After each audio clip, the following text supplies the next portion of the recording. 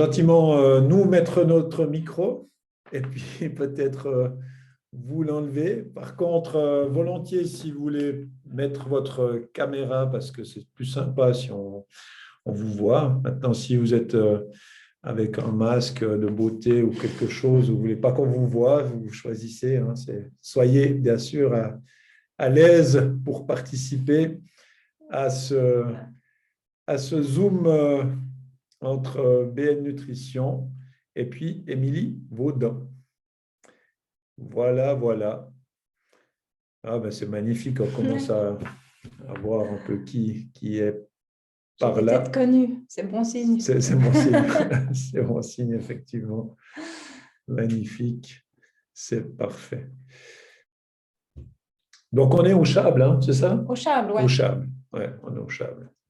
Dans tes locaux Dans mes locaux de travail. de travail, exactement, exactement. Parfait. Bon, ce qu'on va faire, si tu es d'accord, on va gentiment commencer, puis les personnes qui vont venir au fur et à mesure reprendront En notre cours de route. en cours de route. Pourquoi on est là en fait, hein? Pourquoi on est là? Parce qu'on a envie de parler de trail et puis aussi de parler de tes performances, mais qu'est-ce qui t'a aussi, Émilie, permis de faire ce que tu es en train de faire actuellement. Et si tu peux nous faire une présentation assez rapide de qui tu es pour les gens qui ne sauraient pas. Et puis aussi dans la discussion qu'on a eue juste avant, depuis combien de temps finalement tu t'es mise à faire du trail et du trail d'une certaine distance, on peut dire. Ouais. Donc, pour ceux qui ne me connaissent pas, je suis Émilie Vaudan, donc originaire du Val-de-Bagne. Et aujourd'hui, je pratique, disons, l'ultra trail parce que quand c'est trop court, j'aime moins ça, donc je pars plus sur l'ultra. J'ai fait également beaucoup de ski alpinisme. Aujourd'hui, j'en fais toujours, mais plus en compétition. Euh, et puis, dans ma jeunesse, j'ai plutôt fait du ski alpin, comme tous les petits jeunes du Val-de-Bagne, et puis du judo, donc des disciplines qui n'ont rien à voir avec ce que je fais aujourd'hui. Et puis après, j'ai eu une assez longue période où j'ai moins fait de sport, où j'ai plutôt étudié, on dira, où j'ai mis ma carrière professionnelle en avant. Et puis, en fait, j'ai recommencé le sport sur un pari. Un pari avec une amie qui m'a dit, tu n'arriveras jamais à faire le trail de 30 kills du trail de Verbier-Saint-Bernard. Et puis ça m'a un peu énervée, en fait. Donc j'ai pris ce pari. Et puis, je ne me suis pas entraînée comme une folle, mais je me suis bien prise au jeu. Et puis, d'entrée, j'ai terminé deuxième de ce trail, en fait. Et puis, c'est un peu comme ça que j'ai pris goût à cette discipline. Alors, en prenant aussi goût à cette discipline, est-ce que tu t'es intéressé à ce que faisaient aussi les autres trailers, les autres trailers, en te disant, mais finalement, comment est-ce que je m'entraîne? Parce que on a compris que tu es quelqu'un qui aime la performance. Donc, c'était quoi la démarche? Parce que finalement, tu as commencé tard. Ouais. Et comment tu as réussi tu l'as fait de manière intuitive ou bien tu t'es fait aider? Comment ça s'est passé? Alors, au début, c'était un peu tête baissée, m'entraîner le plus possible, faire le plus de kilomètres, le plus de dénivelé. Et puis, mes repères, c'était ça, kill et dénivelé. C'est tout ce que j'avais en Un tête. grand classique, je dirais. Donc, vraiment, l'entraînement parfait. Donc, la première année, c'était vraiment ça. Après, la deuxième année, aussi, c'était un peu, voilà, essayer de s'entraîner pour avoir le moins mal aux cuisses possible. Ouais. Et puis, par la suite, je dirais en 2017, en fait, là, j'ai commencé à réfléchir un petit peu plus, à me dire, bon, il faut peut-être commencer à être intelligent plutôt que faire mon bélier et puis aller tête baissée.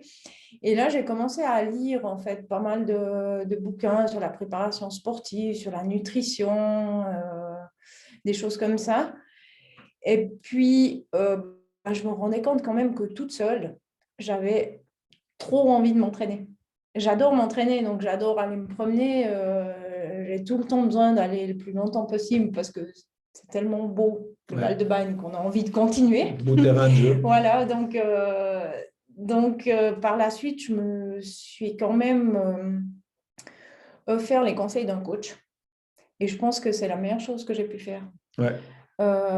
Parce qu'il m'a cadré, il m'a empêché de m'entraîner tous les jours. Enfin, empêché. Disons que voilà, il m'a donné des conseils pour essayer de progresser. Parce que je pense que comme je m'entraînais, j'allais droit dans le mur et puis c'était surentraînement assuré, quoi.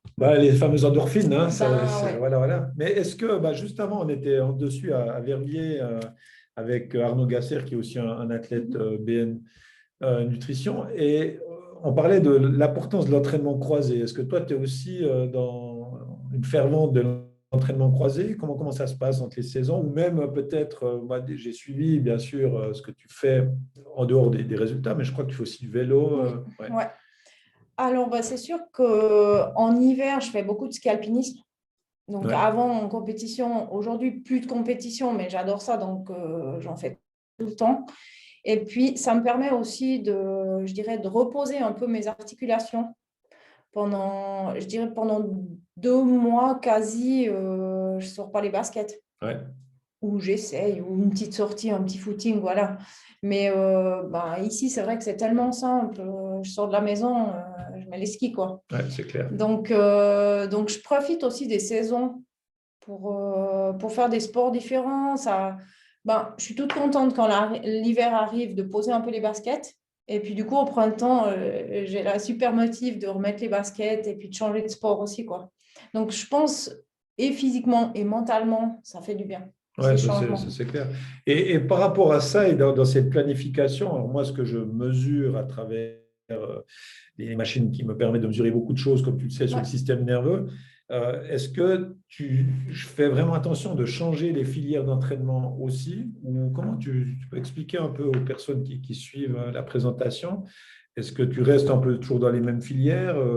Aussi, tu disais que tu avais un coach. Est-ce que tu as des filières vraiment différentes sur la semaine? Tu peux un peu nous expliquer comment ça se passe quand c'est typiquement 2 mois avant la préparation d'un UTMB? Ouais, alors je dirais que la préparation d'un UTMB, par exemple, qui est quand même une course entre 25 et 30 heures, ça ne se prépare pas 2 mois avant. Donc, déjà, dans l'hiver, sur les skis, je fais vraiment l'endurance de base. Et chaque année, je la retravaille. Donc, vraiment, l'hiver, je travaille cette partie-là. Et après, au printemps, on fait des cycles donc de 4 semaines progressifs avec une semaine plus récup. Et puis, on travaille comme ça, mais on fait vraiment des blocs, je dirais, depuis le mois d'avril disons, si on prend l'UTMB jusqu'à fin août, où vraiment on travaille cette progression, quoi.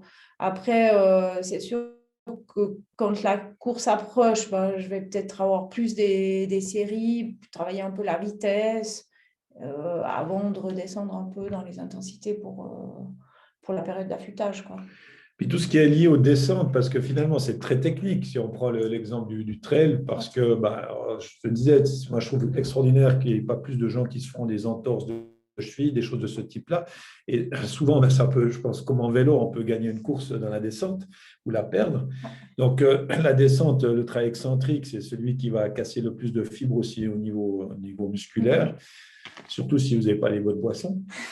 Et donc, à ce moment-là, je dirais, ce travail-là, tu le fais aussi d'une manière spécifique, ou tu pourrais te dire, tiens, maintenant, je vais faire 1 heure, je vais faire, pour ainsi dire, que de la descente? Alors, ça m'arrive. Et surtout depuis que les cabines sont ouvertes l'été, ça m'arrive de faire une montée en cabine et de redescendre à fond. Excellent. C'est un peu con, Excellent. mais voilà, c'est Ouais. aussi une manière de travailler, je pense. Ouais. Et puis, il y a certaines semaines, je fais ça. Ouais. Moi, je trouve que c'est vraiment pas con. Et par rapport à ça aussi, par rapport au renforcement musculaire, on en parle aussi de plus en plus où, dans les sports, moi je viens du monde de la préparation physique, mais plutôt dans le tennis professionnel, mais on a toujours de plus en plus ce croisement de disciplines. Donc Oui. moi je suis convaincu de la pluridisciplinarité. Et là, on parlait aussi de ça avec des fondeurs et tout. On voit que le travail de la force au niveau aussi des bâtons, Ouais. c'est quelque chose de vachement important parce que finalement, tu vas alléger tes articulations, donc elles vont être moins soumises à trop de contraintes. Est-ce que là, il y a un travail qui est aussi fait dans le monde du trail parce que c'est clair que c'est toujours un rapport poids-puissance, mais est-ce qu'il n'y a pas aussi une réflexion à se faire en se disant, tiens, tu pourrais peut-être être encore meilleur à ce niveau-là Ouais. pour plus pousser sur le tronc et sur les épaules et sur les bras? Ben, je pense que là encore, le ski alpinisme est hyper complémentaire avec le trail. Et on voit aujourd'hui que les gens qui gagnent souvent en trail viennent du ski alpinisme, en fait. Ouais, ok, C'est intéressant. plus des gens qui viennent du ski alpinisme que de l'athlé, par exemple. Ouais. Ouais. Mhm. Donc, moi, déjà, tout l'hiver, en faisant ça, je travaille le haut du corps C'est aussi. clair. Par contre, il y a aussi des choses à faire attention en ayant fait un hiver sur les skis. On a, par exemple, les chevilles qui sont un peu fragilisées Ouais. parce qu'elles sont tenues par le sweat ski. Donc, au printemps, il faudra penser à travailler un peu la proprio, ces mouvements, il faudra faire attention à ça. Ou également, en ski alpinisme, on a un mouvement différent des jambes. Bien sûr. Donc, il faut retravailler aussi ça au printemps, quoi. Ouais, Mais je pense que c'est des sports hyper complémentaires. ouais, ça c'est, je pense que c'est important. Si vous avez des questions, vous pouvez les écrire avec grand plaisir et puis on réutilisera vos questions et puis on y répondra automatiquement avec beaucoup de plaisir. Parce que, en fait, la crainte pour tous dans le monde du sport et dans le sport de haut niveau, parce que ce que tu fais, c'est clairement du haut niveau, c'est la blessure finalement.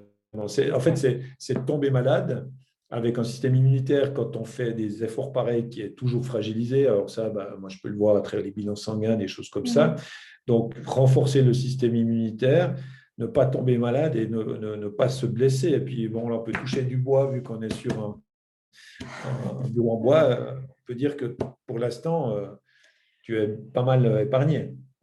J'ai de la chance, je pense. Après, une entorse à la cheville, c'est vite arrivé. J'en ai eu une au mois de mai, ce qui m'a empêché d'aller faire la première course que j'avais prévue de la saison début juin. Ouais. Voilà, après, c'était un peu limite. Après, il faut aussi être un petit peu intelligent. Et puis,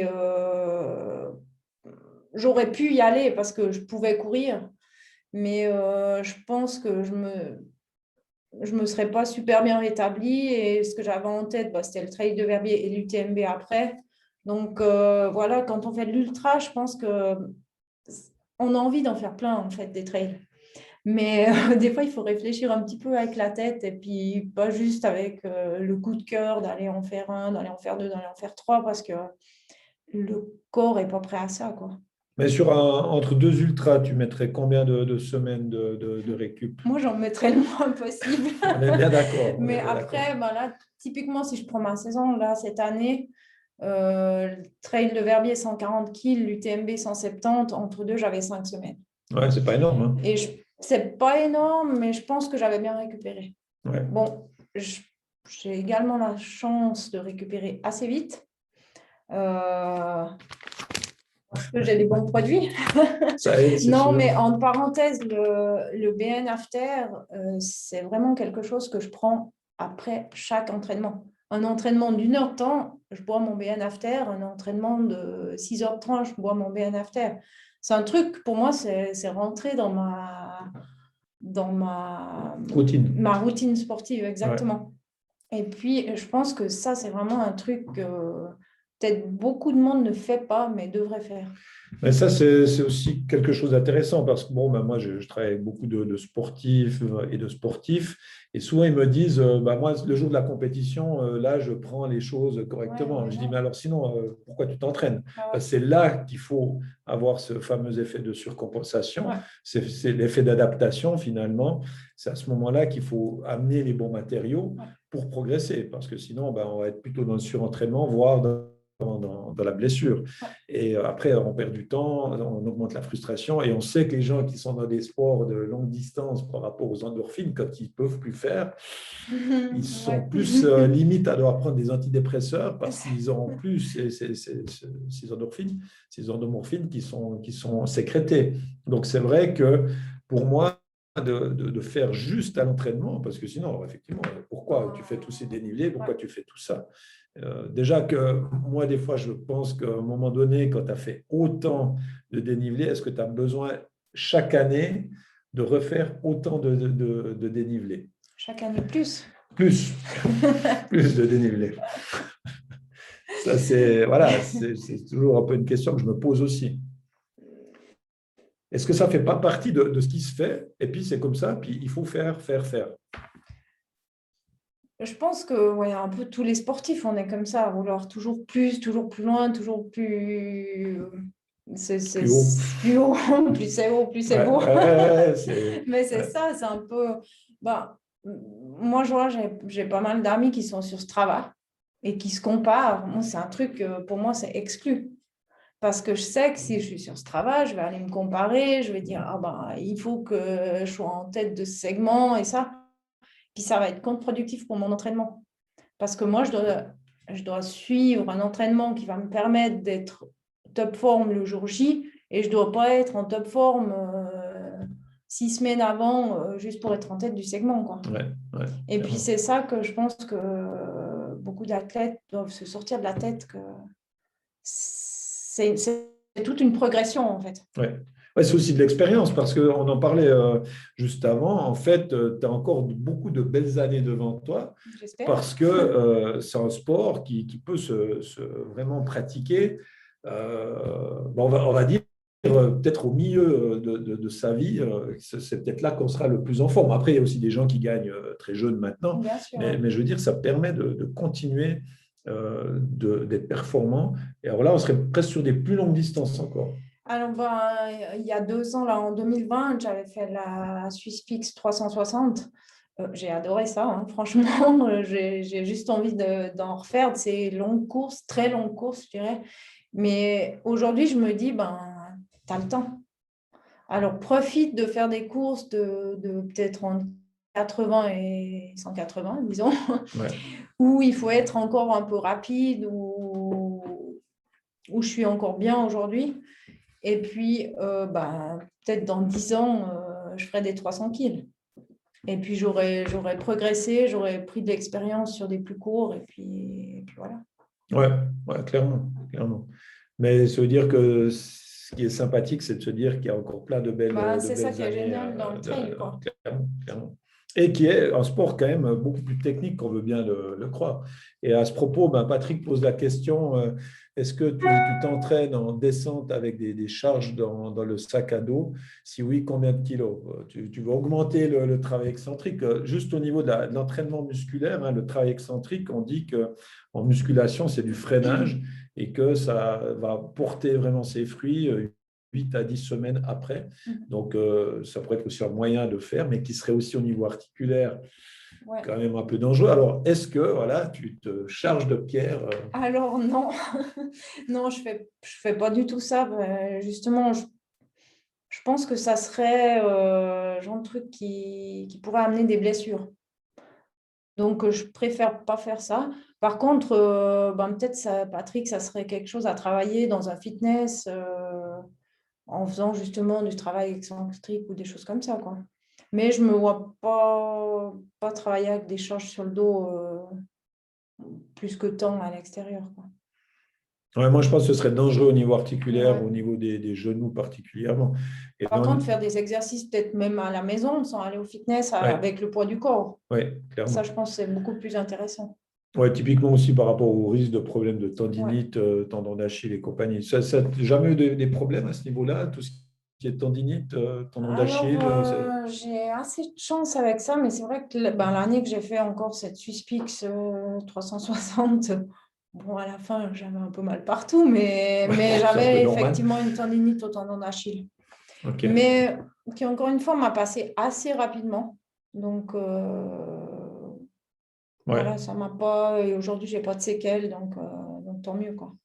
Est-ce que par rapport à tout ce que tu fais, tu disais, tu fais quand même beaucoup au niveau professionnel, un peu de politique, tu étais quelqu'un de très occupé.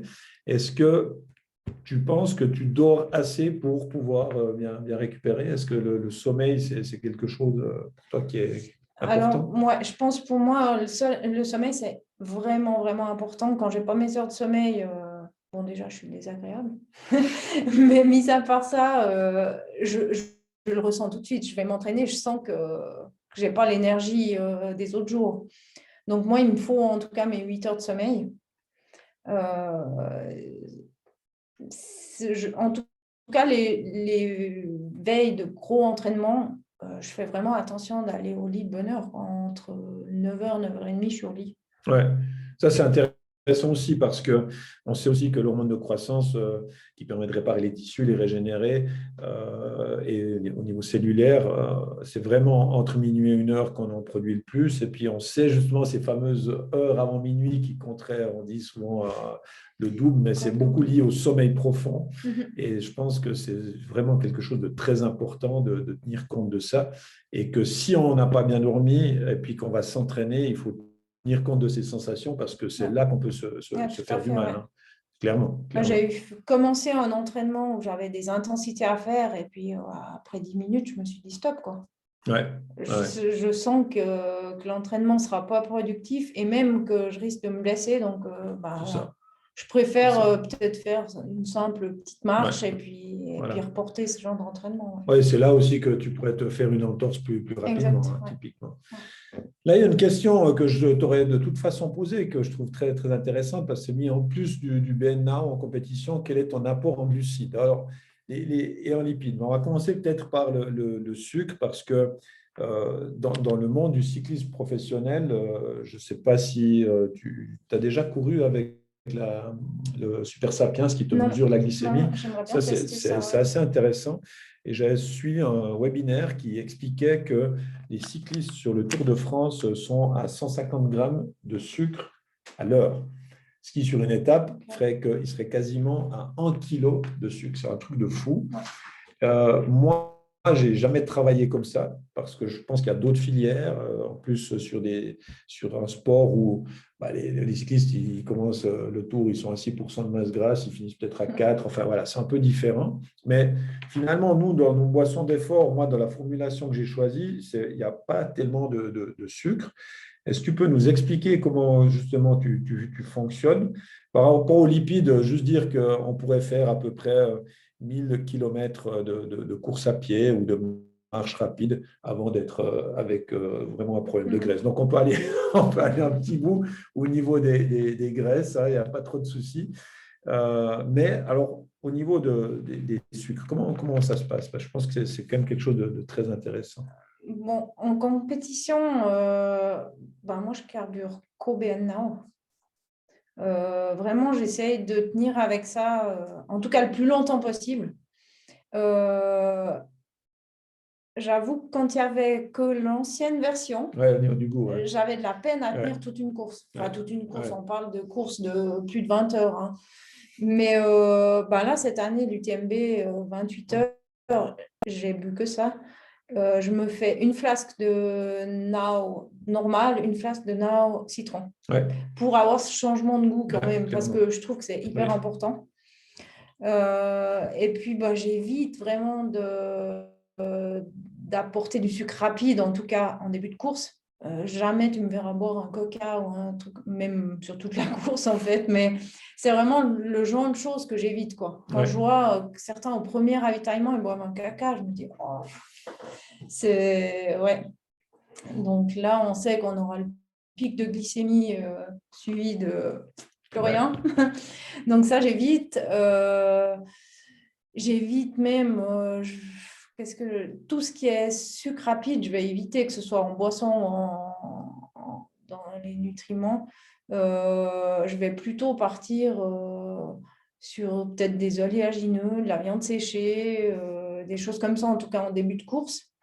Et puis, si en fin de course ou si j'ai vraiment un coup de mou, voilà, là, je vais avoir un apport de sucre qui va me permettre de Ouais. donner le coup qu'il faut, quoi. Là, tu disais que tu avais commencé une collaboration avec Baou sur les pâtes de fruits. Ils ont des bars Ouais. et des purées de fruits. Ouais, les purées de fruits. Ouais, Ouais, des c'est purées ça. de fruits. Ouais. Et puis ça, c'est vraiment des choses aussi, quand il fait un peu chaud, je trouve que ça passe super bien parce qu'ils ont des arômes très frais et puis on n'a pas besoin de mâcher. Ouais. Donc, c'est tout ça d'économiser. Ouais, clairement. Ouais. C'est vrai, souvent, ce qu'il faut mâcher, c'est plus compliqué, quoi.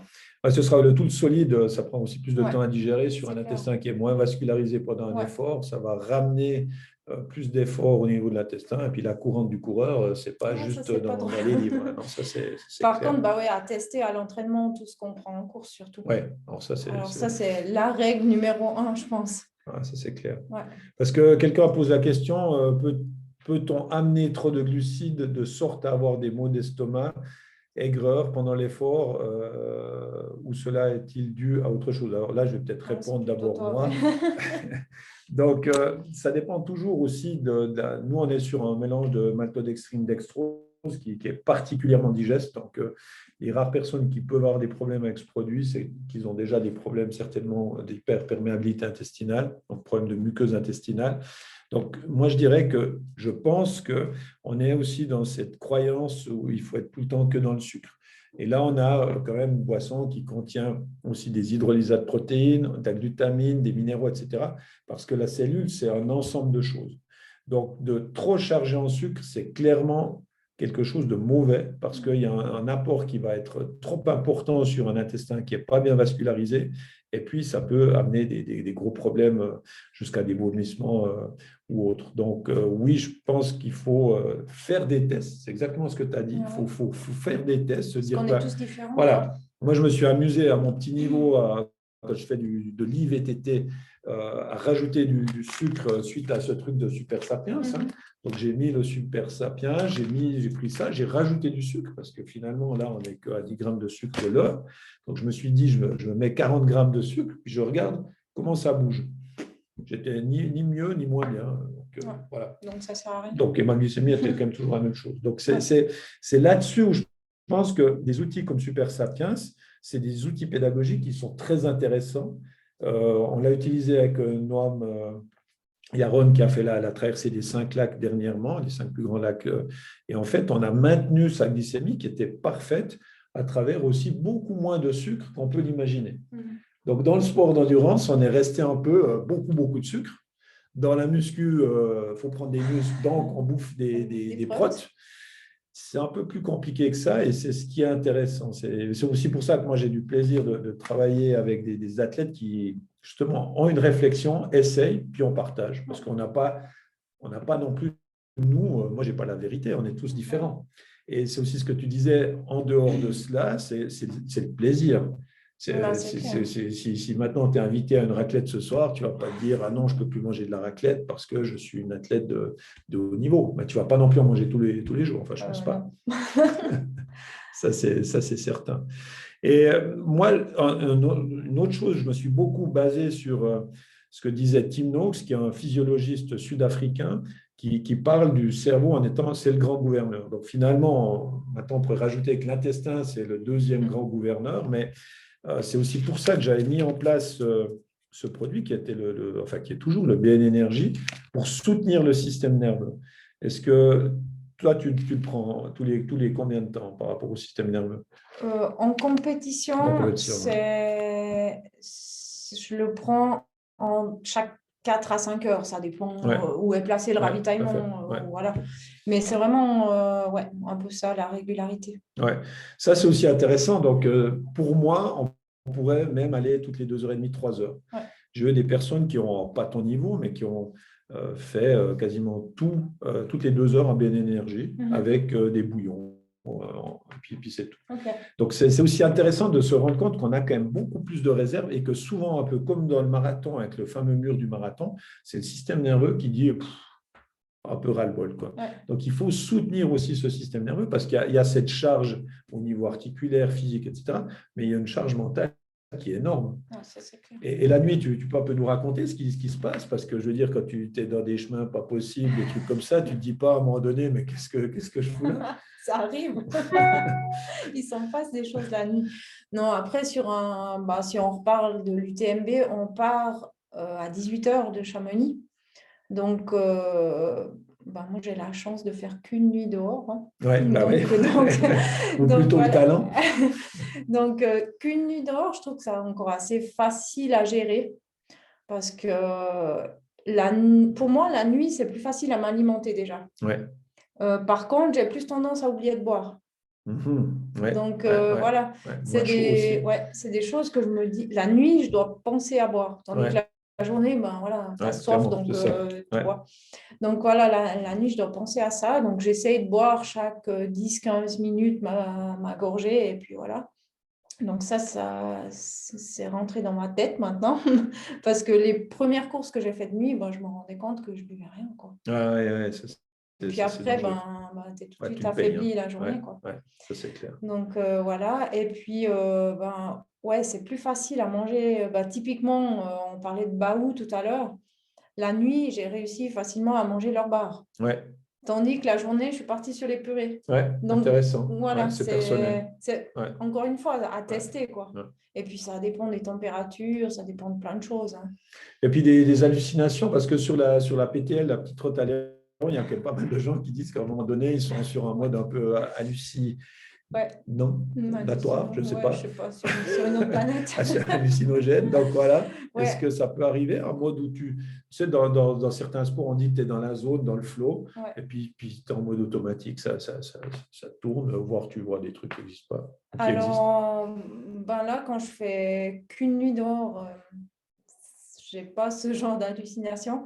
Par contre, sur la Swisspix, où j'ai fait quand même 4 nuits dehors, après la deuxième, sauf erreur, là, je commençais à voir des arbres qui étaient en fait des personnes. Donc, voilà, je voyais mes parents. C'était assez marrant. Au début, c'était ça. Et puis, plus ça allait, pire c'était, en fait. Ah ouais. Pour finir, ça m'arrivait même en journée, en fait. Ah ouais, quand même. Au début, c'était vraiment la nuit. La journée, ça ne me faisait rien. Et puis, le dernier jour, ça me faisait même en pleine journée. Ça doit être un peu flippant. Au début, ça fait bizarre. Et puis après, en fait, on sait que c'est faux. Ouais, d'accord. Mais par contre, on n'arrive pas à s'enlever cette image qui reste J'ai été jusqu'à la navette spatiale quand même. Ah, quand même. Ah ouais. C'est intéressant. Donc, c'est là qu'on voit que le corps... le corps, le cerveau... Mais là, c'est vraiment pour moi le manque de sommeil. Quoi, parce que sur 90 heures, un peu moins de 90 heures, j'avais dormi 3 heures. Ouais. Donc, non, ça fait il me manquait quelques heures de sommeil. On sait que, en fait, si on veut tuer quelqu'un, on le prive de manger, de boire et on le prive de sommeil. Hein. Donc, on sait que le sommeil est vital. Donc, quand on va à ce stade-là, ou quand on veut faire avouer n'importe quoi à quelqu'un, on le prive de sommeil. Mais à la base, c'est clair qu'on n'est pas fait pour pas dormir. Par contre, c'est vrai que sur un UTMB, on arrive à... Moi, je me fais un peu un plan nutrition que j'arrive à tenir normalement plus ou moins. Par contre, sur une Swisspix de 90 heures, je me souviens que dans la dernière basse vie, 50 km avant l'arrivée, c'était à 3 heures du matin. Je me suis fait une émincée de bœuf et une assiette de pâtes. Quoi. Donc, voilà. C'est un peu là, c'est plutôt qu'est-ce qui me fait envie. C'est clair, ce qui est logique. Ce qui est logique.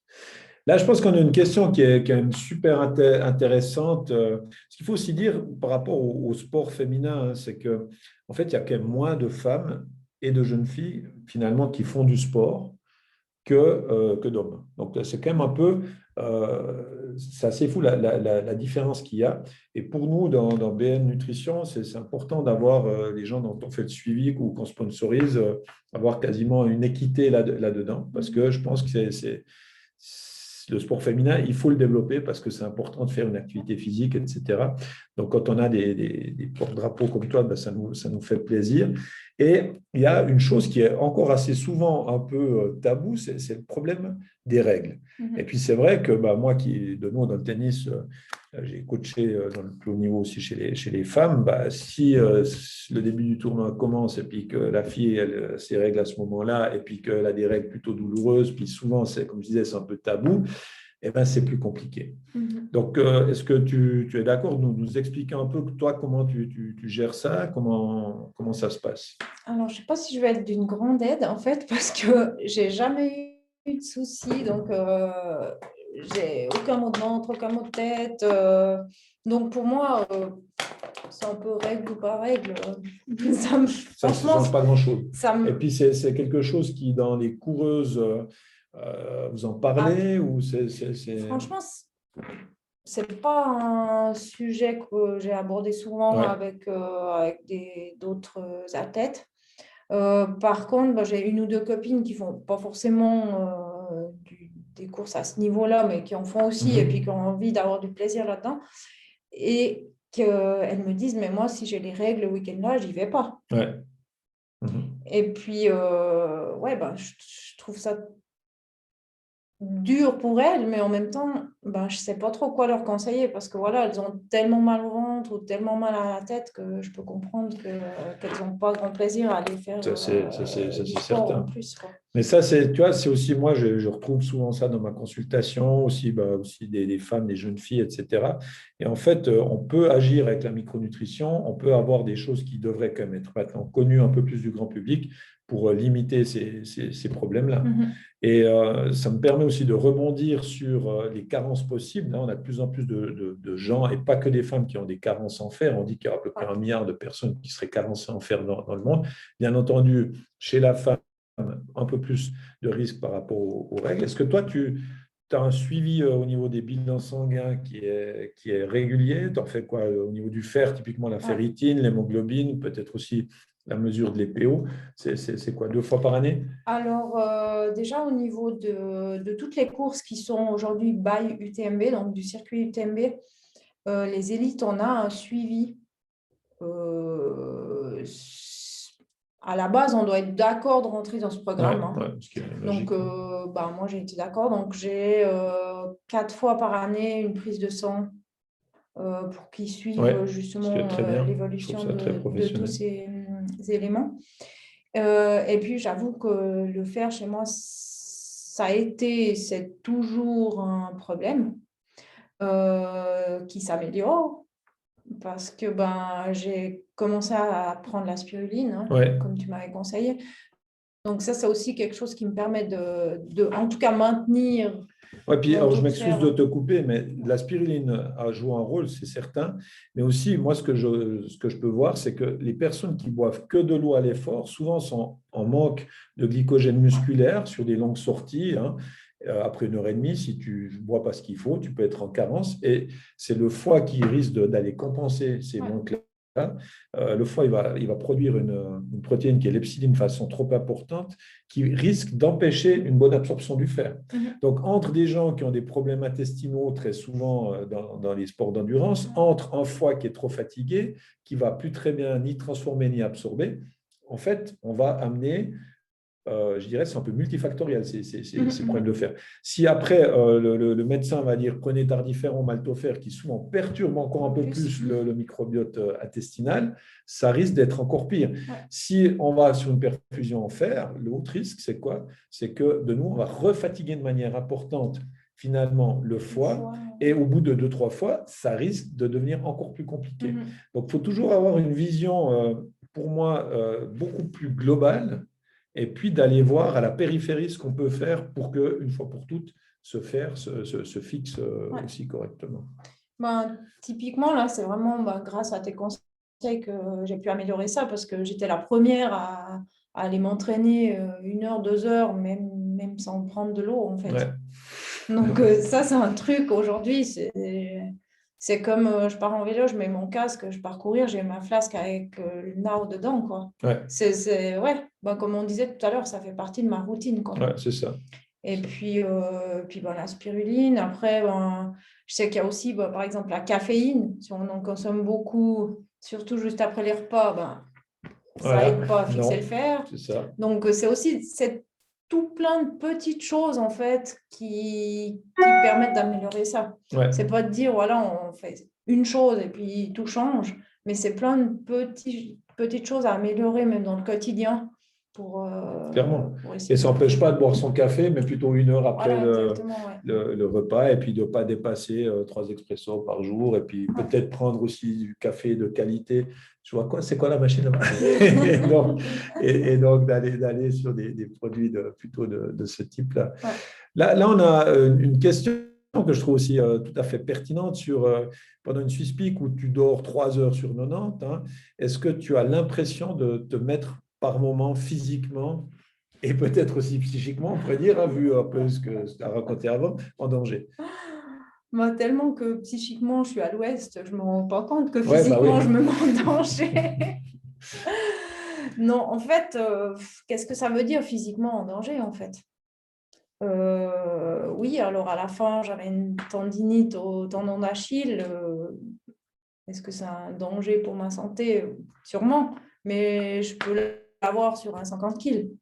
Donc, ouais. Ouais, tout est relatif, parce que pour moi, Voilà, 50 kilos, tu vois, c'est assez long. Donc, sur un 20. voilà. Non, mais c'est compliqué, je dirais, de répondre à cette question. Mais tu vois, moi, je pense aussi, ça c'est intéressant pour moi de répondre aussi à cette question, parce que moi, j'ai envie de travailler avec des athlètes, on en parle toujours, qui restent en bonne santé. J'ai fait faire l'UTMB à des gens qui n'ont pas ton niveau, mais qui l'ont fini, etc. Et on avait fait des bilans sanguins très complets, avant, après. On attend toujours une dizaine de jours pour voir faut que les choses se rétablissent. Et en fait, on avait des bilans qui étaient quasiment similaires. Donc, pour moi, c'est qu'on a réussi là. Ouais. Et ça prouve que si on fait bien les choses intelligemment, en tenant compte de tous ces paramètres de récupération, de macronutriments, de micronutriments, de travail aussi lié à la mobilité, enfin, toutes ces choses-là, et qu'après, on se donne quand même assez de temps de récup, 5 semaines, c'est clair que c'est quand même assez short, eh bien, on peut rester en bonne forme et ne pas se mettre en danger. La mise en danger, c'est quand on commence à bouffer déjà des anti-inflammatoires, comme certains le font avant la course, parce qu'on va être proactif d'une manière horrible, en se disant, tiens, comme ça. Typiquement, on parlait tout à l'heure des courses by UTMB où on a des contrôles. Ça va encore plus loin que le dopage. On n'a pas le droit aux anti-inflammatoires. Ouais. C'est super dangereux pour les reins et tout. Et puis l'estomac. Moi, c'est un truc que je sais que jamais j'en prendrai. Donc, voilà. Ouais. Mais souvent, alors, dans le monde du sport, c'est distribué. Non, mais à qui mieux. On voit de tout. On est bien d'accord. À certains, au ravitaillement, il y a l'anti-inflammatoire posé à côté de la barre. Ça, c'est quand même un peu inquiétant. Légèrement, mais pour moi, je pense que je peux dire que je ne me suis jamais mise en danger parce que je vois aussi comment je récupère. En général, je récupère assez bien. Je peux très vite retourner courir, retourner faire du sport. Donc, je me dis que c'est aussi la preuve que j'étais bien préparée et que je me suis au final pas mise en danger. C'est ça, c'est clair. Oui, tu as la preuve directe, en fait. Ouais, tout à fait. Tout à fait. Là, j'ai quelqu'un, mais ça, c'est plus par rapport à du tennis, donc peut-être qu'on va l'apprendre qu'à la fin sur les jeunes aussi. Mais c'est vrai que si on prend le cas des jeunes, est-ce qu'il y a de plus en plus de jeunes qui se mettent à faire du trail ou bien c'est un sport de vieux? Je n'ai pas dit de vieille. Heureusement. Non, je ne me serais pas permis. Non, là, typiquement dans notre région, ils ont monté une école de trail. Ah, excellent. Et je trouve ça très, très bien. Parce que, très bien. Très bien. C'est très, très bien. Parce que justement, c'est un garçon et une fille qui font du trail, qui ont une quarantaine d'années, qui ont lancé ça, et qui prennent des jeunes entre 10 et 15 ans. Parce que c'est vrai qu'aujourd'hui, le trail, c'est super à la mode. Ouais. Donc, les jeunes ont envie d'en faire. Ils ont peut-être moins envie de faire de l'athlé. Ils ont envie d'aller courir en montagne plutôt que sur la piste. Et puis, je trouve cool de pouvoir les cadrer. Ouais. Puis justement, les faire progresser gentiment. Ouais. pas qu'un jeune de 15 ans dise j'ai envie d'aller faire un 50 kills d'entrée. Pour moi, c'est une erreur. Ouais, non, mais ça, c'est sûr que Donc, c'est une erreur. voilà, donc je pense que c'est bien si on arrive à avoir des structures comme ça, quoi. Mais ça, c'est aussi pourquoi je pose la question, parce qu'on en revient à quel carburant il faut mettre avant. Moi, je connais la personne qui s'occupe de la nourriture des triathlètes olympiques, et puis il me disait qu'une championne olympique suisse, donc je ne vais pas la citer, tout le monde en a compris, avait mangé avant son titre, son petit déjeuner, ça avait été, et puis avant la course, c'était une banane et du chocolat noir. Et je trouve que c'est aussi intéressant finalement parce que ça montre que c'était certainement ce qu'elle avait envie à ce moment-là et que c'est se préparer sur la longueur. Et peut-être qu'à ce moment-là, ce n'est pas le moment le plus important. Et souvent, les gens, ils ont tendance à oublier ça. C'est-à-dire que moi, ils me disent, ouais, mais alors 2 jours avant, qu'est-ce qu'il faut que je mange? Je dis, mais comme tu as dit, tu ne prépares pas l'UTMB. Je dirais 2 mois avant, 2 jours avant non plus. C'est quelque chose, c'est la régularité qui paye finalement. Souvent, j'ai ce genre de questions aussi, mais qu'est-ce que tu manges la semaine avant? Ouais, Je mange comme d'hab. voilà. Mais ça, je trouve que c'est intéressant. Et puis, alors typiquement, je te pose la question, qu'est-ce que tu manges départ du TMB, c'était quelle heure? À 18h. 18h. C'était quoi ta journée de repas avant le départ du TMB? J'ai déjeuné comme je déjeune d'habitude, en général des œufs, parce que voilà, je pense que c'est une bonne chose. Mais les œufs, moi, ça me manque un peu mon côté gourmand. Il a besoin d'autre chose. Donc souvent, je me fais une salade de fruits avec des fruits de saison et puis quelques noisettes ou noix ou comme ça. Et puis après, le jour-là, j'avais mangé du riz avec du poulet, tout simplement. Un truc vite fait et puis pratique. Donc aussi, là, on voit que tu n'as pas eu de gluten ni le matin, ni midi. Donc moi, ça, c'est quand même un conseil que je donne de plus en plus, c'est limiter les apports en gluten. Manger assez dissocié, parce que c'est aussi plus facile à digérer. Donc avec ça, on sera bien. Puis là, comme le départ était à 18h, j'avais en fait repoussé un peu mon repas de midi à 14h.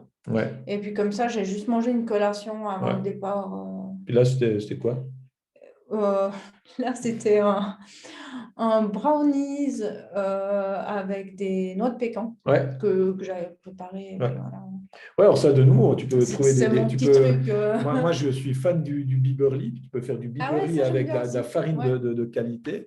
Et puis finalement, ça, cette notion de plaisir, comment tu l'as digéré. Et puis c'est bien parce que tu te fais du bien.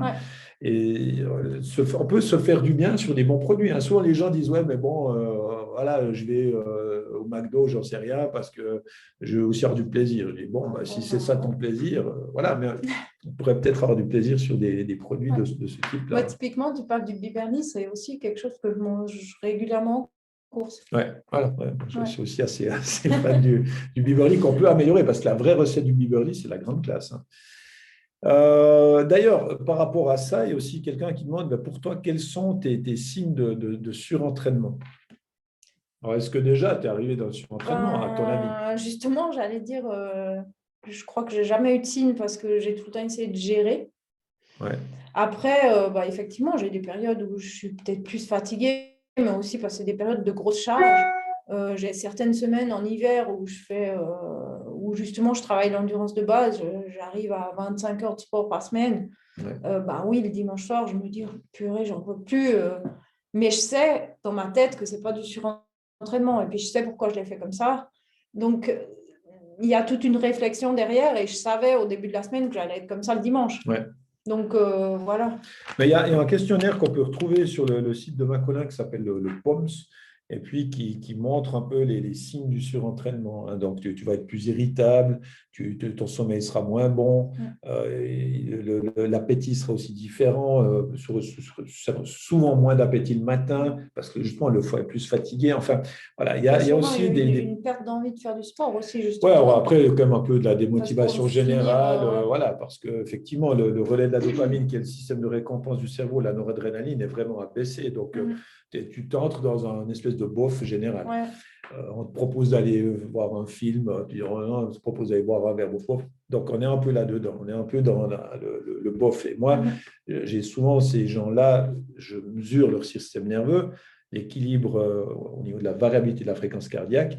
Et quand le parasympathique prend vraiment le dessus sur le sympathique, avec en plus un taux de cortisol bas, je dis souvent aux gens, là, tu es entré dans le monde des morts vivants, tu es vivant, mais c'est un peu bof-bof. Et ça, c'est des choses qui sont vraiment intéressantes à mesurer et déjà à ressentir, d'avoir son propre ressenti. Puis quand tu y vas, tu as la pêche, tu as la niaque. Ça, c'est la base. Mais ça, je pense, en ayant un coach, ça aide vraiment beaucoup à ne pas en arriver là. Ouais. Un coach moderne, parce qu'il y a certains coachs qui, voilà, on reste tout le temps dans ce qui est, finalement, il faut faire du volume, du volume, du volume. On a aussi la question, est-ce que tu as un protocole nutritionnel après la course, pas de viande, ou manger du poisson avec des légumes, par exemple? Alors, après la course, j'ai plus grand protocole en général. J'ai plutôt envie de boire une bière et puis voilà, juste après la course. Et puis je pense que souvent, on l'a mérité, donc il faut la boire, il faut profiter, il faut... J'avoue que les jours qui ont suivi l'UTMB, j'ai mangé n'importe quoi. Ouais, mais c'est un peu logique. J'ai mangé n'importe quoi parce que voilà, j'avais tout donné tout l'été, j'étais focus sur cette course. J'ai réussi encore mieux que je pensais. Tu décompenses un peu, dans le sens mais dans le sens positif. Où à un moment donné, tu dis c'est bon, là, je peux y aller. Parce que aussi, avec le niveau que tu as, de toute façon, tu vas vite reprendre le dessus. Tu vois, c'est souvent, d'ailleurs, on le dit dans le monde du sport, quand tu as réalisé un objectif, peut-être même mieux. Des fois, là, on le fait aussi avec Noam par rapport à cet objectif incroyable de faire 5 lacs en si peu de temps et tout, c'est de ne pas se retrouver avec un énorme vide. On a souvent ça, moi j'ai vu dans le tennis, etc. Tu as réalisé, puis après, boum, il n'y a plus rien. Moi, j'ai des gens qui me disaient qu'ils n'avaient pas un niveau incroyable, mais qui ont fait le fameux traversée du désert, le marathon des sables. Mais qui a réussi, c'est un truc fabuleux. Puis elle me disait, 6 mois après, sa tête est encore dans le désert. Donc voilà, il faut pouvoir redescendre. Et ça, ce n'est pas toujours évident. Et le fait, c'était aussi ce qu'on parlait cet après-midi avec Arnaud, justement, le fait d'étudier encore, de faire d'autres choses, d'avoir finalement d'autres activités, je pense que c'est essentiel. En n'étant pas professionnel, on est vite retombé dans notre nuage parce que le lundi matin, on est au bureau et puis on doit travailler. Donc voilà. Mais non, je disais après l'UTMB, quelques jours, j'ai complètement relâché, j'ai mangé n'importe quoi. Par contre, après le trail de Verbier, j'étais pas du tout dans la même optique parce que j'avais déjà l'UTMB en tête. Donc, oui, c'est ça. Tu ne pouvais pas te permettre de faire une semaine n'importe quoi. Là, tu l'as payé. Voilà, exactement. Clairement, donc, ça dépend un peu de la suite de la saison. Justement, ça me permet, tu me tends la perche, suite de la saison, suite l'année prochaine. Là, il nous reste quelques minutes. C'est quoi tes objectifs principaux sur 2023 ? Une année importante en 2023. C'est la grande question. Là, aujourd'hui, je suis, on peut dire gentiment, en fin de saison de trail. J'en aurais peut-être encore un, mais pas sûr, à voir ma motivation, ma forme, etc. Après, je sais que l'hiver, je recommence un peu de ski alpi. Et puis, les grandes courses, on doit déjà s'inscrire en décembre, janvier. Donc, typiquement, l'UTMB, c'est décembre, sauf erreur. Bon, là j'ai mon ticket pour 2023. Donc, je pense que l'UTMB fera partie de mes objectifs 2023. J'ai juste envie d'y retourner. Cette première expérience, c'est vrai que je ne m'attendais pas à ce résultat, je ne m'attendais pas à cette ambiance de fou. Donc, je pense que l'UTMB sera au programme 2023. Et puis changer de continent, parce qu'il y a aussi des choses où on pourrait dire, tiens, j'aimerais aller un peu sur d'autres continents. Alors, j'y pense. Donc voilà, en fait, pour l'instant, dans ma tête, il y a l'UTMB et je vais essayer de créer ma saison autour de ça. Et puis, effectivement, j'ai quelques courses dans la tête aussi qui sont un peu plus lointaines. Ouais. Et après, ben, il y a une course qui me fait rêver, c'est la Hard Rock aux États-Unis. Ouais. Mais après, je sais que c'est super dur parce qu'il n'y a que 150 coureurs au départ. Ah oui, oui. Donc, les élites, on n'a pas forcément une place de fixe. Enfin, il y a un tirage au sort. Donc, peut-être que je serai tiré au sort, puis ça sera un bel objectif pour 2023.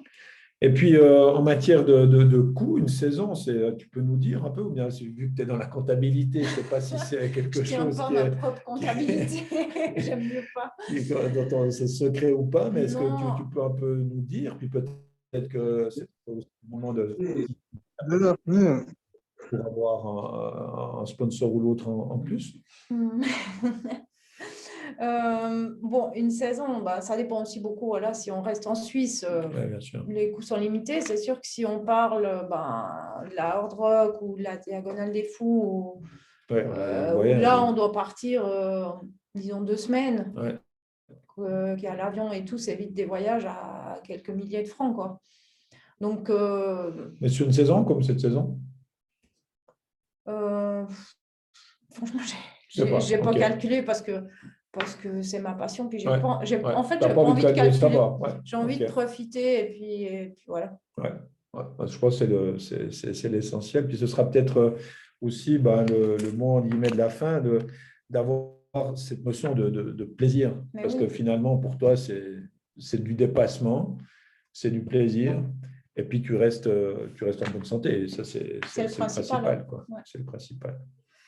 Je ne sais pas si vous avez encore une question ou l'autre, ou si vous voulez mettre, même avec le micro, vous pouvez volontiers allumer votre micro puis nous poser encore quelques questions. Ce sera avec plaisir. Est-ce que vous avez une question ou l'autre?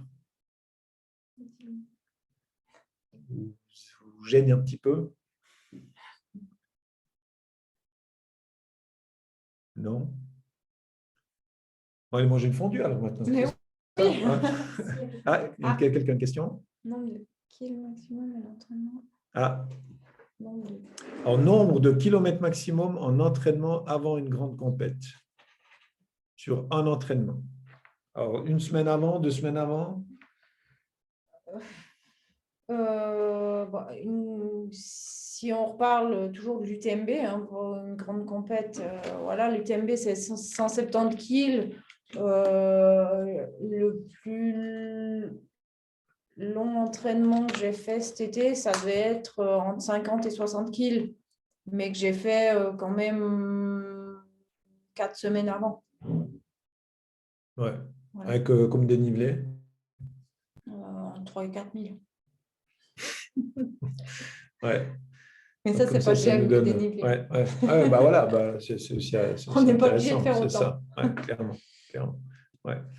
Mais moi, ce que j'avais pu observer avec les personnes qui font souvent trop proche de la grande compétition, ils veulent se prouver que tout va bien. Et la semaine encore avant, ils font trop de dénivelé, etc. Et il faut avoir cette fraîcheur. Parce qu'une fois, à un moment donné, je veux dire, il y a une mémoire musculaire, cellulaire, qui fait que c'est bon, il faut que tu sois assez. Les 2 semaines avant, souvent, les gens en fait foutent tout en l'air leur entraînement de tout l'été. C'est ça. Et parce qu'ils ont tout besoin d'un coup, ils se disent « Oh, j'ai pas assez fait. » Et puis… Exactement. Puis c'est juste le contraire qu'il faudrait faire. Ils cherchent à se rassurer. Mais je serais la première à faire ça si je n'avais pas de coach. Puis même des fois, avec le coach, ça peut être plus fort que la personne. Ouais. Moi, j'ai pas mal de gens, et je finirai peut-être là, moi, sur cette expérience-là aussi, qui me disent « Ouais, j'aimerais être plus légère. » ou plus léger, mais souvent plus légère, et je ne perds pas de poids, pourtant je m'entraîne beaucoup. C'est qu'ils sont tellement fatigués que le corps stocke. Ils cherchent le corps à finalement se protéger. Et son moyen de protection numéro 1, c'est archaïque, c'est de stocker. Et quand ces gens prennent plus de repos, ils perdent du poids. Et moi, je fais un peu la même chose, parce que j'ai de la peine à ne pas m'entraîner tous les jours. Et à un moment donné, je me disais, tiens, j'aimerais reperdre 2-3 kilos. Et puis après, je me suis fait mal au genou et j'ai perdu les 2-3 kilos facilement. Donc voilà, c'est tout ça pour dire qu'on le sait, mais ce n'est pas facile Ouais. de l'appliquer. Ah non, mais Donc, on est tous un peu, quand on est accro au sport, dans ce problème-là, entre la théorie et la pratique, des fois, c'est clair. ouais, c'est pas évident. C'est pas évident.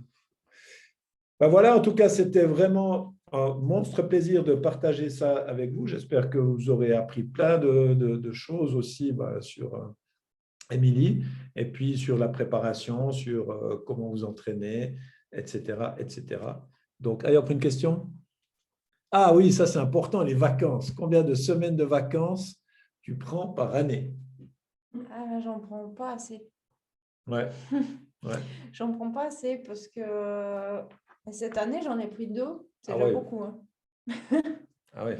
Ouais, non, ça c'est. Ouais. Mais parce qu'aussi. Tu t'ennuies en vacances ou... Pas... Non, non. Mais voilà, parce que j'ai un poste.